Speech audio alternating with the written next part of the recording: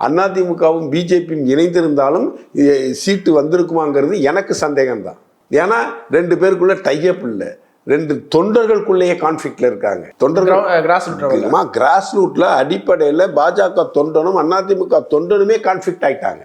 அப்படி இருக்கிற சூழ்நிலையில இந்த கூட்டணி அமைஞ்சிருந்தாலும் அது ஒரு இயற்கையான கூட்டணியாக இருந்திருக்காரு என்னோட பார்வை. இன்னொன்று சொல்றாங்க, மத்திய அரசு நிதி கொடுக்கல சரியா அப்படின்லாம் சொல்றாங்க. இது ஸ்டாலின் அதிமுக கூட்டணி ஸ்ட்ராங்கா இருக்கக்கூடாதுன்னு நினைச்சார். அதிமுக கூட்டணி ஸ்ட்ராங்கா இல்லைன்னா யாருக்கு லாபம்? திமுகவுக்கு. எடப்பாடிக்கு லாபமா? அதனால இல்ல, திமுக லாபம். அதிமுக என்கின்ற கட்சி தனி கட்சியா ஸ்ட்ராங்கா இருக்கக்கூடாதுன்னு ஸ்டாலின் விரும்புறாரு. அதை உடைச்சது யாரு? எடப்பாடி பழனிசாமி. ஸோ திமுகவில் அண்டர் கிரவுண்ட் பாலிடிக்ஸ் பண்ணிட்டு இருக்காரு எடப்பாடி பழனிசாமி.